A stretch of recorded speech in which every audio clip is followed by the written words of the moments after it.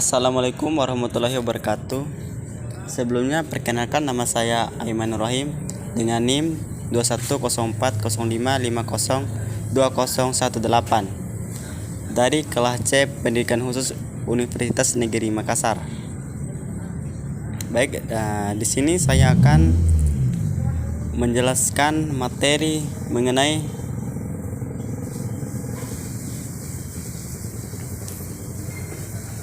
anatomi, fisiologi, dan genetika. Pengertian anatomi, fisiologi, dan genetika. Anatomi.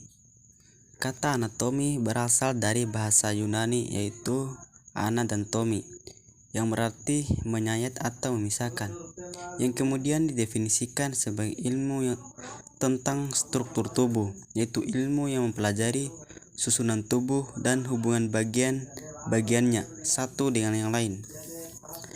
Anatomi manusia dibagi menjadi 3 bidang. Yang pertama ada bidang sagital, dan yang kedua ada bidang frontal, dan yang ketiga ada bidang transversal. Fisiologi. Fisiologi ialah ilmu yang mempelajari kerja tubuh dalam keadaan normal. Pada fisiologi manusia, maka yang dipelajari ialah bagaimana organ-organ tubuh berfungsi atau bekerja, semisalnya bagaimana jantung berdenyut, bagaimana otot berkontraksi, bagaimana pertukaran gas dalam paru-paru, bagaimana otak menerima rangsangan, dan bagaimana otak mengingat, dan lain sebagainya. Genetika. Genetika adalah bagian dari cabang biologi yang mempelajari sifat-sifat bakat atau ilmu mengenai sifat keturunan dan suatu persamaan dan variasi keturunan yang diturunkan dari orang tua kepada anaknya. Beberapa konsep dasar masalah genetika, yaitu yang pertama ada genotip, yang kedua fenotip, yang ketiga faktor dominan, dan yang keempat faktor resensif. Sistem pergerakan. Rangka tubuh manusia. Rangka tubuh manusia merupakan sekumpulan tulang-tulang yang saling berhubungan. Rangka manusia dapat dibagi atau dikelompokkan menjadi 2 bagian, yaitu bagian poros tubuh aksial dan bagian alat gerak apendikular. Kegunaan rangka bagi tubuh manusia yaitu yang pertama sebagai alat gerak pasif, yang kedua memberikan bentuk pada tubuh, yang ketiga sebagai penyangka tubuh, keempat tempat pembentukan sel darah, yang kelima sebagai tempat melekatnya otot rangka, dan yang keenam melindungi organ dalam, misalnya jantung, hati, dan usus. Klasifikasi tulang. Berdasarkan bentuknya, tulang dibagi menjadi beberapa bagian. Yang pertama ada tulang pipa, yang kedua tulang pipih, yang ketiga tulang pendek, yang keempat tulang sesamoid. Tulang pipa. Tulang pipa ini berbentuk bulat dan panjang seperti pipa. Tulang pipa biasanya ditemukan pada tulang lengan atas, tulang hasta, tulang pengumpil, tulang paha, tulang kering, dan tulang betis. Tulang pipi. Tulang pipi adalah tulang yang tipis, namun juga kadang-kadang melengkung. Contohnya yang termasuk tulang pipi adalah tulang tenggorokan, tulang belika, tulang dada, dan tulang rusuk. Kelompok tulang ini biasanya jadi titik tempat menempelnya otot dan menjadi organ yang penting di tubuh manusia. Tulang pendek.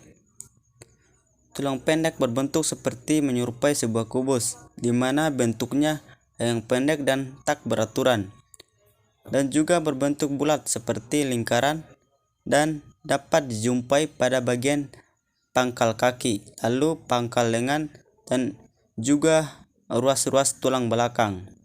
Tulang tak beraturan. Sesuai dengan namanya, tulang jenis ini memiliki bentuk dan tidak beraturan. Beberapa contoh tulang tidak beraturan adalah tulang tenggorokan, kepala, dan tulang ekor, serta berbagai jenis tulang tidak beraturan yang lainnya. Tulang sesamoid. Tulang sesamoid merupakan tulang yang berbentuk di dalam tendon seperti bayi lahir dan berkembang melintasi sendi. Tulang sesamoid bertugas untuk melindungi tendon dari tekanan dan tegang. Salah satu contoh dari tulang sesamoid adalah tulang yang menutupi atau melindungi lutut manusia. Bagian-bagian rangka. Bagian-bagian rangka meliputi ada rangka kepala sama rangka badan. Rangka kepala. Rangka kepala meliputi tulang dahi, tulang baji, tulang air mata, tulang hidung, tulang pipi, tulang rahang atas, tulang lidah, tulang ubun-ubun, tulang pelipis, tulang tenggorokan, dan tulang rahang bawah. Rangka badan. Rangka badan juga dibagi menjadi beberapa bagian. Ada tulang belakang, ada tulang dada, ada tulang rusuk, dan ada tulang panggul. Rangka anggota gerak. Rangka anggota gerak ada dua. Yang pertama ada tulang tangan, dan kedua ada tulang kaki. Tulang tangan. Rangka anggota ini terdiri atas dua tulang lengan atas, dua tulang hangstan, dua tulang pengumpil, 2x8 tulang penggalangan tangan, 2x5 tulang telapak tangan, 2x14 tulang ruang jari. Tulang kaki. Rangka anggota gerak ini terdiri atas 2 tulang paha, 2 tulang kering, 2 tulang betis, 2x7 tulang penggalangan kaki, 2x5 tulang telapak kaki, 2x14 tulang ruang jari. Otot manusia. Otot adalah sebuah jaringan dalam tubuh manusia yang berfungsi sebagai alat gerak aktif yang menggerakkan tulang. Fungsi otot. Yang pertama, membantu sistem peredaran darah manusia. Yang kedua, membantu pernapasan. Yang ketiga, membantu dalam proses pencernaan manusia. Yang keempat, membantu dalam proses reproduksi manusia. Yang kelima, menjaga keseimbangan. Otot dapat diklasifikasikan menjadi 3 jenis, yaitu ada otot luring, ada otot polos, dan otot jantung. Fisiologi otot.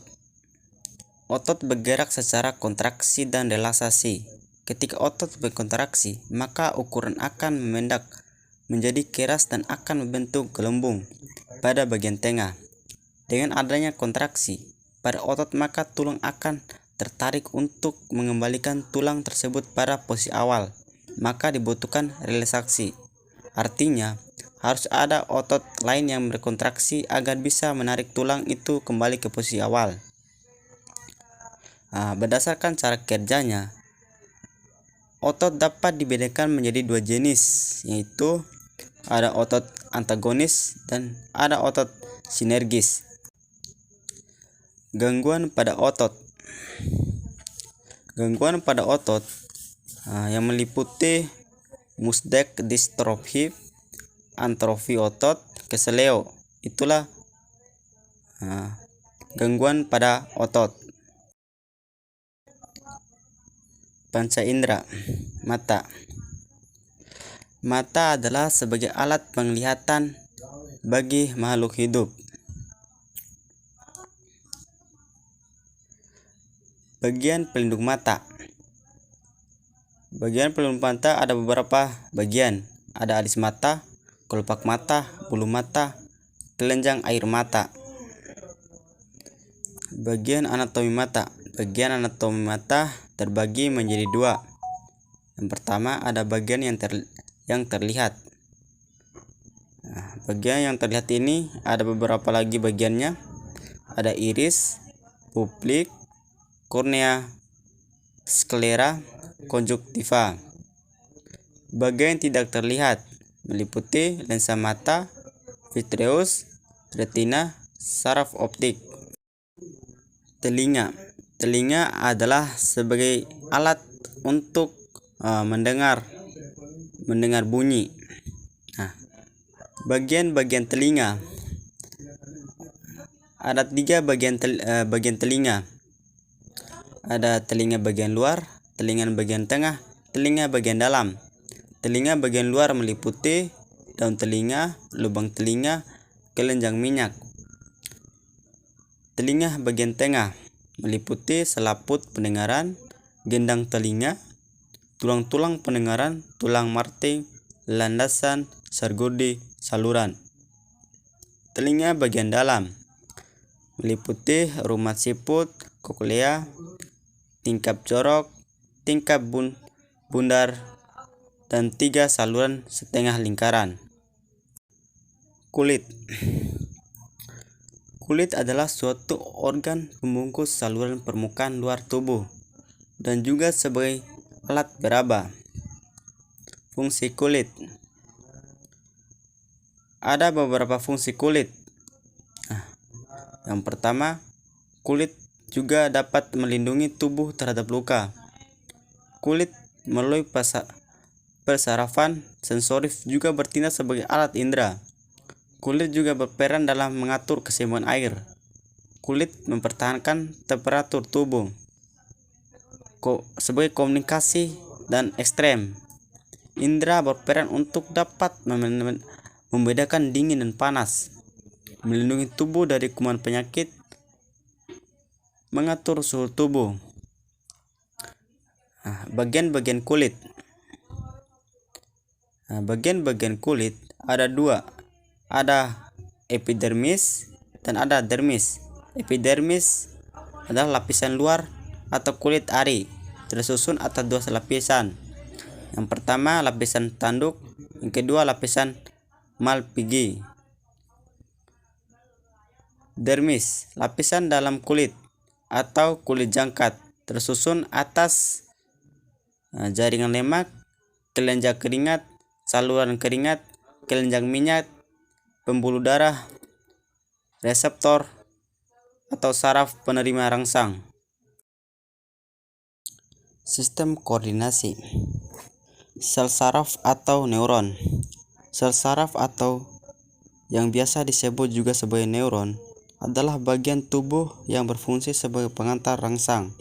Sel saraf memungkinkan tubuh dapat merangsang berbagai rangsangan dari panca indera. Adanya sel saraf dapat dalam tubuh memungkinkan seseorang dapat merasakan permukaan benda halus atau kasar, benda panas atau dingin, mengenali berbagai macam bau. Sistem saraf pusat otak. Otak terdiri dari beberapa bagian dengan fungsi yang berbeda. Otak besar atau cemberum terbagi menjadi 2 belahan otak. Di bagian bawah belahan otak terdapat otak kecil atau disebut cerebellum yang berhubung dengan sumsum lanjutan atau batang otak yang bersambung dengan saraf tulang belakang. Lapisan pelindung otak. Otak selain dilindungi oleh tulang-tulang tenggorokan, dilindungi oleh beberapa lapisan pelindung otak manusia. Lapisan pelindung otak tersebut adalah ada 3 lapisan jaringan ikat yang disebut meninges. Lapisan meninges terdiri dari pia mater, lapisan acronoids, dan durameter. Selain dilindungi oleh meninges, otak manusia dilindungi juga oleh cairan cerebinalis. Bagian-bagian otak meliputi ada otak besar, cemberum, otak kecil, batang otak. Sumsum tulang belakang. Fungsi sumsum tulang belakang. Ada 3 fungsi sumsum tulang belakang, yaitu menyampaikan impuls sensoris dan sistem saraf tepi menuju ke otak, menyampaikan impuls motorik dan otak ke bagian efektor seperti otot rangka atau luring, otot jantung, otot polos, dan kelenjar. Yang terakhir sebagai pusat gerak refleks. Gerak biasa. Perjalanan rangsang pertama kali diterima reseptor alat indera, kemudian rangsang dihantarkan melalui saraf sensorik ke otak. Sesudah diolah di otak, tanggapan terhadap rangsangan akan dihantarkan melalui saraf motorik ke efektor otot atau kelenjar. Hasil rangsangan tersebut menimbulkan gerak biasa. Gerak refleks. Gerak refleks adalah yang terjadi secara spontan tanpa melalui pusat gerak di otak, tapi melalui sumsum tulang belakang. Sistem saraf tepi. Sistem saraf perifer. Sistem saraf perifer adalah bagian dari sistem saraf yang di dalam sarafnya terdiri dari sel-sel yang membawa informasi ke sel saraf sensorik. Dari sel saraf motorik, sistem saraf pusat SSP yang terletak di luar otak dan sumsum tulang belakang, sel-sel serta saraf sensorik mengirimkan informasi ke sistem saraf pusat dari organ-organ internal atau dari rangsangan-rangsangan eksternal. Sel-sel sistem saraf motorik disebut membawa informasi dari SSP ke organ otot dan kelenjar. Sistem saraf perifer dibagi menjadi dua cabang, yaitu sistem saraf somatik dan sistem saraf otonom. Sistem saraf sadar. Sistem saraf sadar craniopinal merupakan saraf yang mengatur gerakan yang dilakukan secara sadar. Sistem saraf sadar dibagi menjadi dua macam, yaitu karnial dan spinal.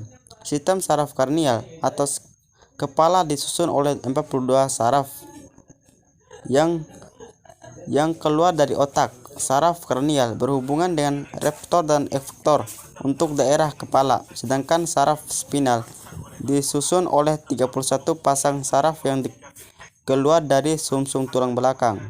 Sistem saraf tak sadar. Saraf yang rangsangan tidak disampaikan ke otak.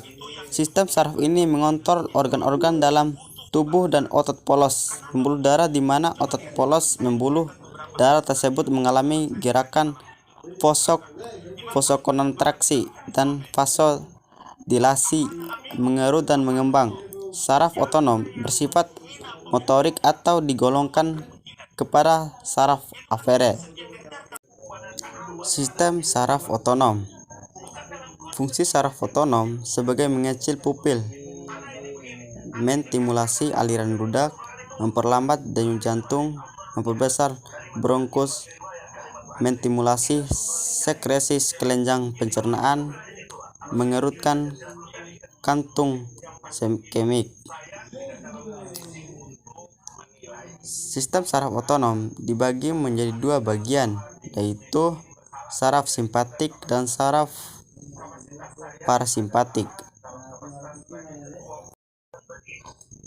Genetika manusia. Genetika disebut juga ilmu keturunan, berasal dari kata genos, bahasa Latin, artinya suku, bangsa-bangsa atau asal-usul. Genetika adalah ilmu tentang pewarisan sifat. Nah, di sini kita akan mempelajari pewarisan sifat. Sumsum kromosom. Sumsum kromosom dibagi antara kromosom tubuh tidak menentukan jenis kelamin, kromosom seks atau genosome menentukan jenis kelamin. Ciri kelainan karena faktor genetika. Ada 3 ciri kelainan pada seseorang. Yang pertama, penyakitnya tidak dapat menular dan tidak dapat disembuhkan dikarenakan faktor keturunan dari induknya. Menghindari pernikahan dengan orang yang memiliki keturunan kelainan genetik. Menurunkan jenis kelamin. Jenis kelamin anak ditentukan oleh dua pasangan kromosom seks. Diberikan nomor pasangan 23 pada wanita. Kedua kromosom ini berupa XXX, sedangkan pada pria memiliki satu kromosom X dan kromosom lainnya XY. Menurunkan jenis kelamin anak ditentukan oleh dua pasangan kromosom seks di nomor pasangan 23. Pada wanita, kedua kromosom ini memiliki pasangan gen yang sama, yaitu XX. Gen resif dan gen dominan. Setiap gen dalam sel memiliki dua versi, masing-masing di bawah dari dua orang tuanya.